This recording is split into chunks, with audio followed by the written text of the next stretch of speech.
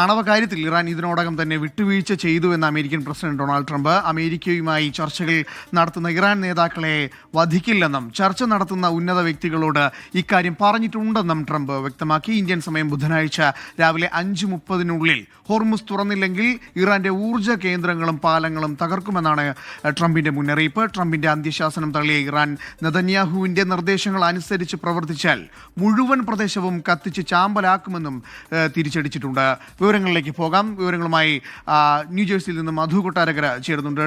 മധു, Trump പിന്നോട്ടില്ല, താനുമായി സംസാരിക്കുന്നവരെ ഒന്നും ചെയ്യില്ല, എന്നാൽ കൃത്യമായ ഒരു സമയം നൽകിയിട്ടുണ്ട്. ആ സമയത്തിനുള്ളിൽ ഹോർമുസ് തുറന്നില്ലെങ്കിൽ ശക്തമായ തിരിച്ചടി, കത്തിച്ച് ചാമ്പലാക്കുമെന്നാണ് ട്രംപ് പറഞ്ഞിരിക്കുന്നത്, അല്ലേ? ഗുഡ് മോർണിംഗ് അനൂപ്, വർഷ.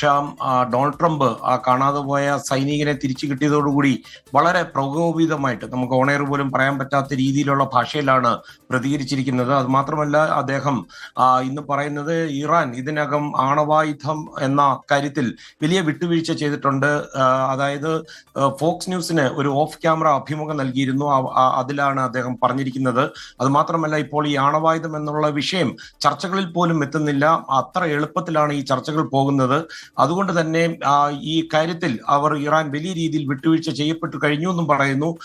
ഈ ഒരു കാര്യത്തിൽ മാത്രമല്ല, മറ്റുള്ള പല കാര്യങ്ങളിലും വിട്ടുവീഴ്ച ഉണ്ടായിട്ടുണ്ടെന്ന് ട്രംപ് ഫോക്സ് ന്യൂസിനോട് പറയുന്നു. എന്നാൽ ഇത് ആരുമായിട്ടാണ് ചർച്ചകൾ എന്നുള്ള കാര്യം മാത്രം ട്രംപ് ഇപ്പോഴും വെളിപ്പെടുത്തുന്നില്ല. അതേസമയം ഈ ചർച്ചകൾ നടത്തുന്ന ഇറാന്റെ ഉന്നത നേതാക്കൾ, അവരെ ട്രംപ് ഇസ്രയേൽ അമേരിക്കയുടെ വധശിക്ഷ ലിസ്റ്റിൽ നിന്ന് ഒഴിവാക്കിയതായിട്ടും പറയുന്നു. ഇത് കൂടാതെ ഹോർമുസ് കടലെടുക്കിനെ പറ്റി വളരെ പ്രകോപിതമായിട്ടുള്ള ഒരു സന്ദേശമാണ് ട്രംപ് നൽകിയിരിക്കുന്നത്. ഇറാൻ കരാറിന് തയ്യാറാവുകയോ അല്ലെങ്കിൽ ഹോർമുസ് കടലെടുക്ക് തുറന്നു കൊടുക്കുകയോ ചെയ്തില്ലെങ്കിൽ കടുത്ത സൈനിക നടപടി നേരിടേണ്ടി വരുമെന്നാണ് ട്രംപ് മുന്നറിയിപ്പ് നൽകിയിരിക്കുന്നത്. അത് മാത്രമല്ല, പവർ പ്ലാന്റും ബ്രിഡ്ജുകളും എല്ലാം ആക്രമിക്കുമെന്നുള്ള രീതിയിൽ പവർ പ്ലാന്റ് ദിനവും ബ്രിഡ്ജ് ദിനവും എല്ലാം ഒരുമിച്ച് വരും. അത് തിങ്കളാഴ്ച ഒരു 10 ദിവസത്തെ കാലാവധിയാണ് നേരത്തെ കൊടുത്തിരുന്നത്. പക്ഷേ ഇപ്പോൾ കൃത്യമായിട്ടൊരു സമയം നൽകിയിരിക്കുകയാണ്.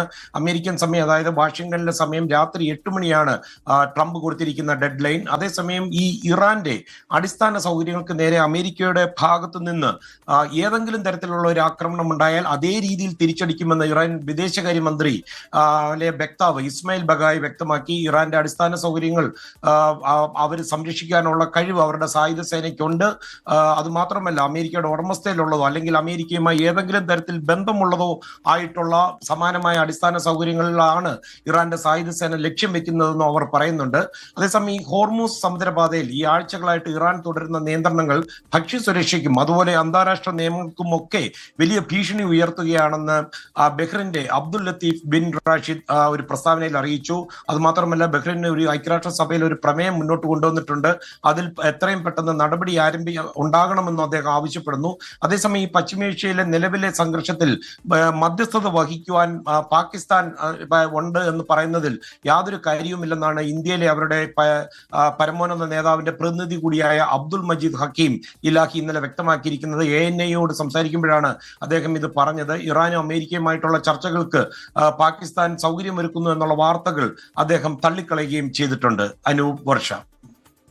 എന്തായാലും ട്രംപ് കൃത്യമായ ഒരു സമയം നൽകിയിട്ടുണ്ട്. ആ സമയത്തിനുള്ളിൽ ഹോർമുസ് തുറന്നില്ലെങ്കിൽ കനത്ത തിരിച്ചടി എന്നത് മാത്രമല്ല, കത്തിച്ച് ചാമ്പലാക്കുമെന്നുള്ള രീതിയിൽ വളരെ കടുത്ത ഭാഷയിൽ തന്നെ ട്രംപ് പ്രതികരിക്കുന്നുണ്ട്. എന്തായാലും അത് നമുക്ക് നോക്കാം. മധു കൊട്ടാരക്കരയാണ് ന്യൂജേഴ്സിയിൽ നിന്ന് വിവരങ്ങൾ.